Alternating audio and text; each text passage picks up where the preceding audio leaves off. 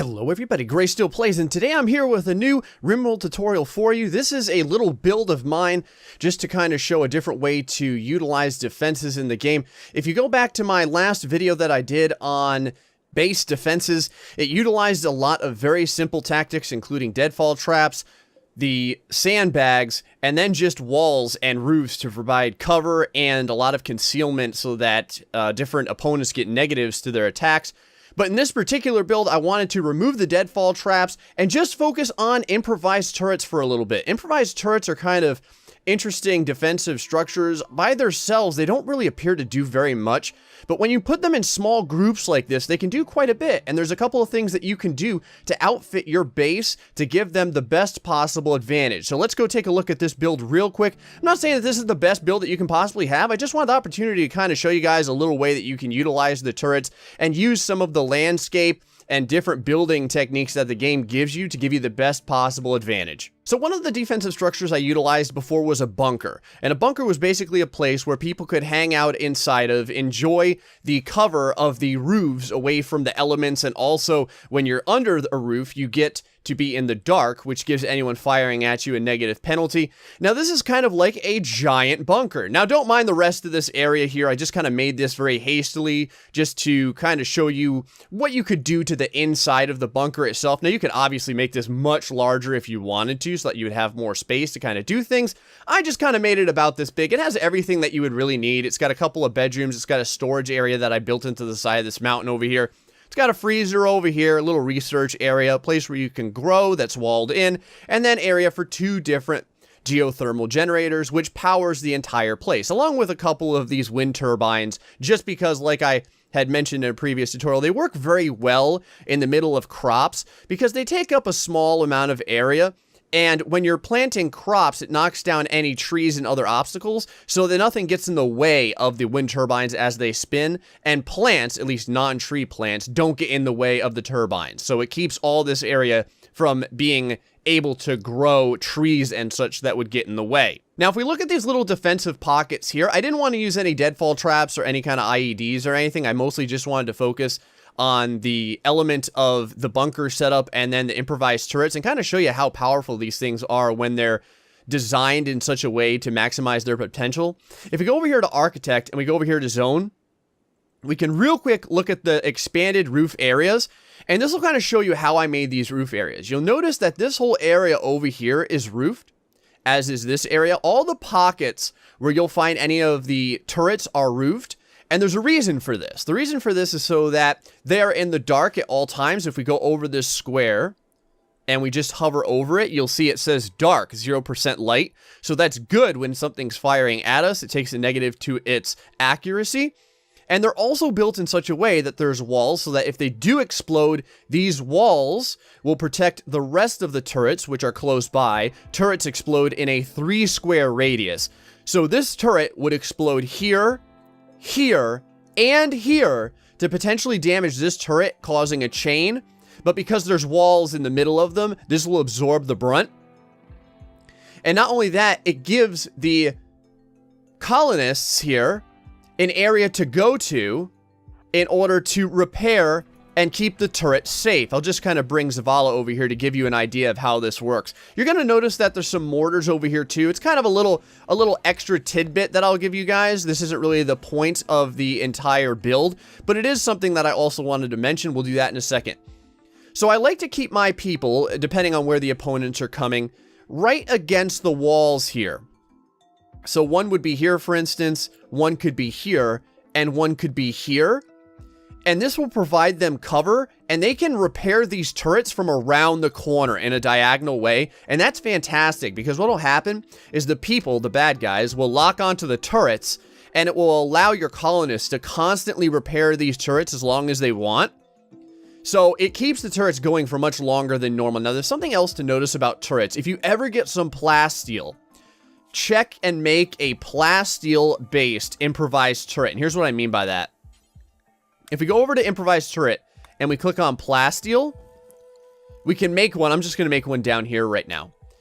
A normal steel turret has 100 of 100 hit points, durability points, whatever you want to call it. But if we go to the plasteel one, 280 of 280. That's almost 3 times more hit points or durability points.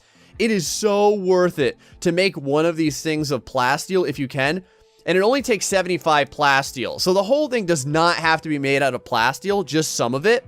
It just kind of goes to show you that there's a lot of durability increase that you can get from using plasteel. Now the area here where these mortars are, I wanted to show you guys this really quick too. If we go back over to the zone and we go back over to the roof area, you're going to notice that this area, this hallway is completely unroofed. And the reason I do this typically is so that when researchers who spend a lot of their times in the research room, or sculptors who spend a lot of the time in the sculpting room, simply go through, get something to eat every once in a while, go back to sculpting and then go to sleep, they don't get cabin fever if you have this little opening here, because they have to walk out into the air, and it allows them to be outside every once in a while, which is good. But there's another thing that I like to use this hallway for, since it's out in the open, and that's putting my steel mortars down. So this area you can utilize to have mortars in. Your colonists will be able to walk past these with no problems. They're far enough away to where they won't explode. But the other thing is that nothing's really going to be shooting these that much unless you're up against other mortars. There's never going to be any guys that can get past your defenses and get to these. And if you do have opponents that get past your defenses and manage to get to the middle of the base, things have gone very, very sour anyway. But since they're right next to your various colonists' bedrooms, and they're also right next to the dining room, the cooking area, the kitchen, or not the kitchen so much as the freezer storage area and the research area, should you get a siege or a bunch of opponents that stage and then attack, you can get your colonists manning these turrets very, very fast. I'm sorry, mortars. I need to stop calling these mortars turrets. That's not technically what they are. Now, I want to go ahead and show you this base real quick against some pretty decent attacks. We're going to go ahead and put some attacks on that are much, much larger than what you would be facing with a build of this size. This is really, I guess, an intermediate build at best. There's quite a few turrets here, but there's really not a ton of them. If you notice, there's 3, 6, 9, 12, 15, 18 turrets, which is a lot, but it's not like overly horrible, especially considering if you don't utilize anything else, the turrets just take steel and components. It takes about 175 steel, I do believe, and then 3 components.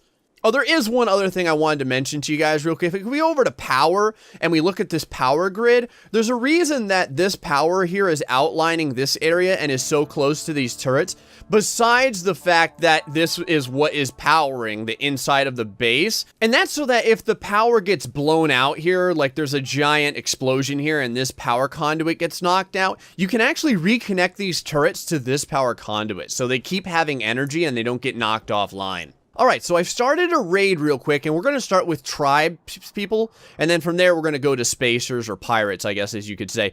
Now, when you're fighting the tribe, obviously you're going to have a lot more persons coming at you. So, in this instance, let's go ahead and try and use our mortars real quick, just so I can kind of show you guys the value of mortars. A lot of people don't really like the mortars that much because they're pretty inaccurate, but if you do get one good shot with the mortars, you can knock out a lot of opponents. Let's go give it a shot real fast. We're going to put everyone here, and they're going to start getting into these mortars. And when our opponents get kind of close, we're going to go ahead and bring them out and over here so that they can start repairing these different turrets. You can see that's a lot of opponents coming at us. This is going to be a much harder battle than you would normally have to deal with. Even if you were playing on extreme, this is still more than you would ever really face. Let's go down here and kind of see how these turrets are going real quick. Looks like everything's being loaded. There's one loaded right now, another one. So we should shoot. There we go. There goes the shells. Now the question is, will we get lucky and get some hits in? Now look at that. We already got one person down. So if nothing else, it reduced our opponent count by 1. Here comes another shot. There we go. That's what I'm talking about, guys. Those were good hits right there. Right there you can see another, I think, maybe 2 or 3 people down. These opponents are going to start getting pretty close. So let's take 2 people off of the mortars real fast.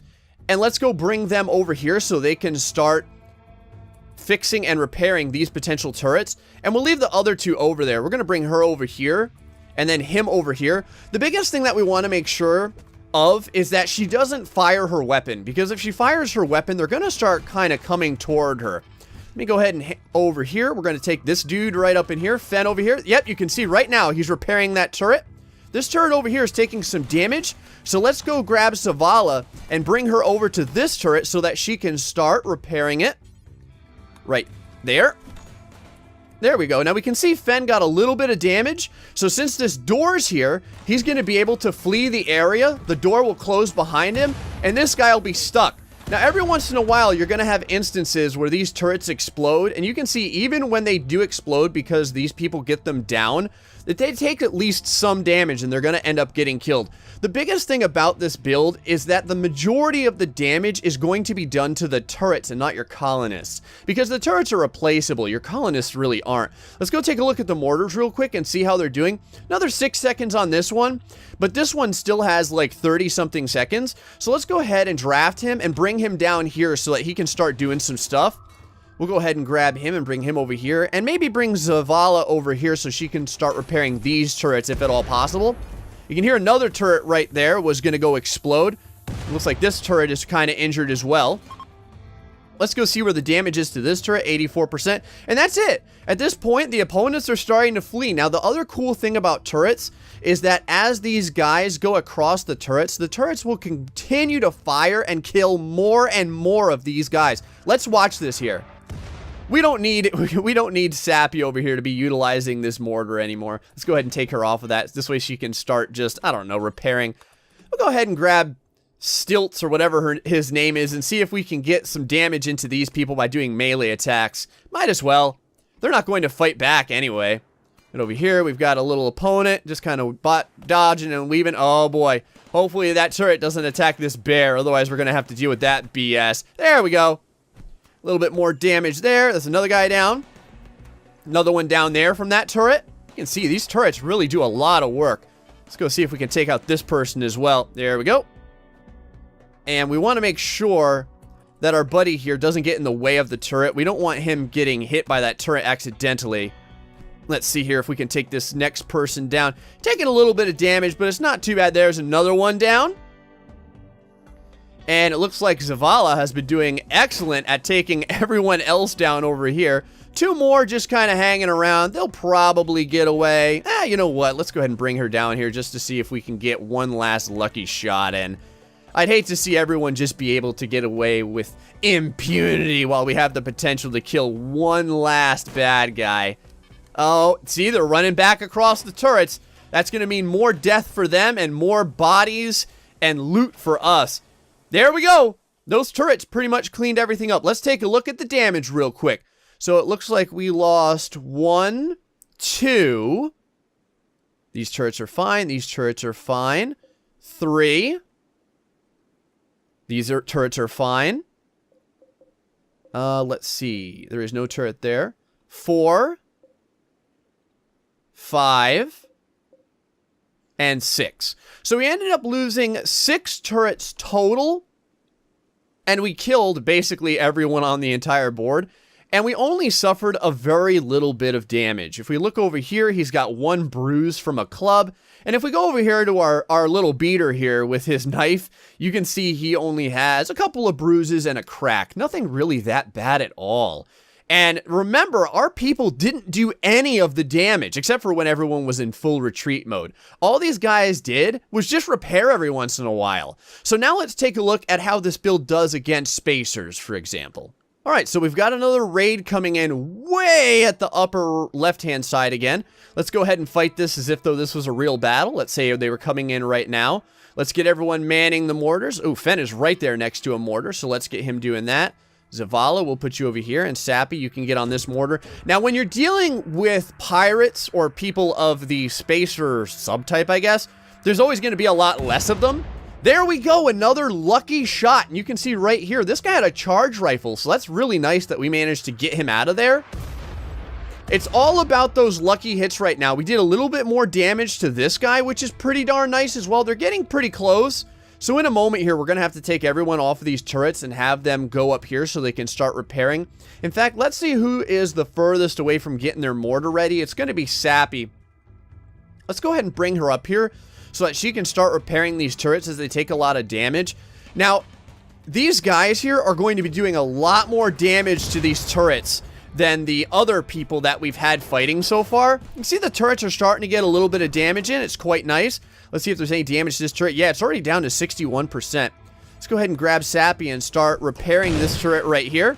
It's going to keep it up for a little bit longer than normal. Got a lot of damage coming in, though. You can hear.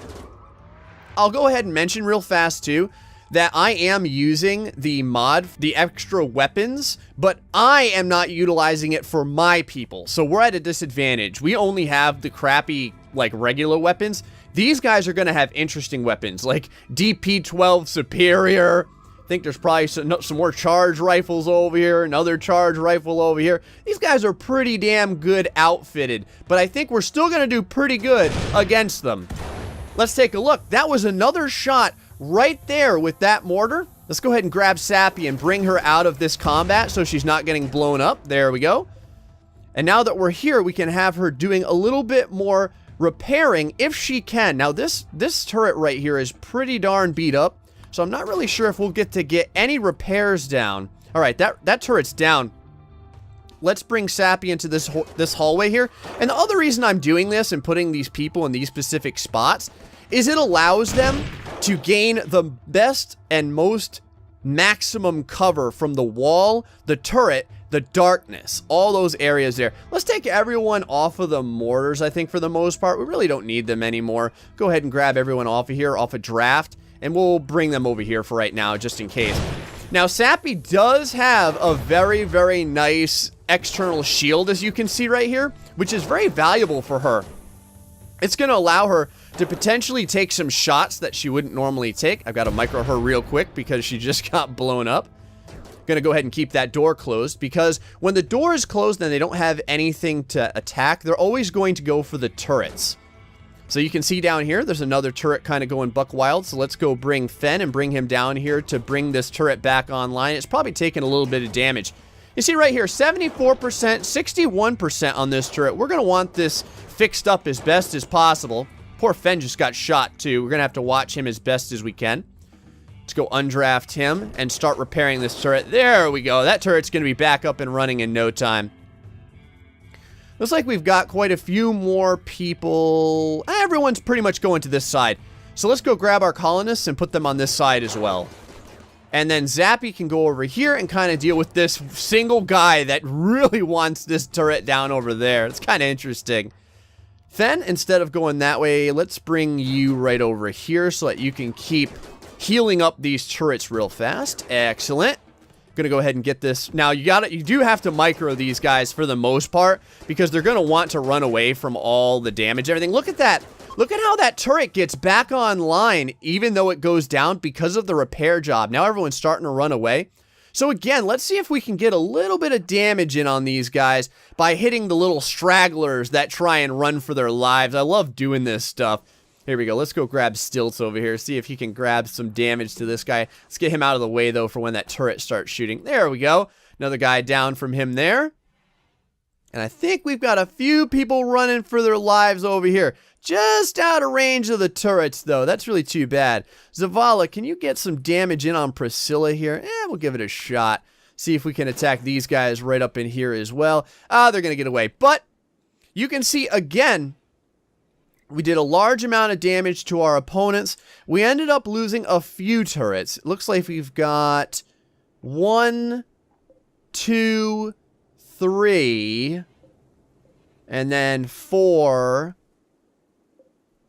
and 4 turrets down. So that's really not that bad. I think that this guy's going to end up getting absolutely slaughtered as he walks past these turrets. Let's watch this for a second. This should be pretty comical. You see that turret right there lining up for the shot. And this guy is pretty much done. What is she shooting at? Well, I don't know what she's shooting at. There we go. She's just kind of like lining up with her rifle. So anyway, I know someone had mentioned that they didn't like me jump skipping that much in battle. They wanted to kind of see all the little choices I make when I use these little defensive builds. So there you go. You got to see all of the different choices that I would kind of make with minimal skipping. I had to skip a little bit. And right over here, if we go to poor Fen, we'll see what kind of damage he took. He was the only one that took some damage in this. And he's got a headshot with a charge rifle, so no big deal. We'll be able to heal him up. We'll put together these turrets. Even when the turrets explode, it's not really that big of a deal. Like I said, all it's costing you is a little bit of steel and maybe some components, and a lot of time you still get to keep a component out of the deal. So that's just my little build there. Mortars in a unobstructed hallway. And then the big shining star here is the crappy regular steel improvised turrets. No big fancy turrets here. In the dark, roofed, in an area staggered like this so that they can be repaired. This little walled in pocket here with doors so that anyone can always run for cover and have the door shut behind them so they're not getting blown up if the turret blows up for some reason or if someone tries to run in and chase them. Guys, I hope you enjoyed this real quick little defense build guide and tutorial. If you have any additional suggestions on things that you would like to see, feel free to let me know in the comment section below. And until then, stay foxy and much love.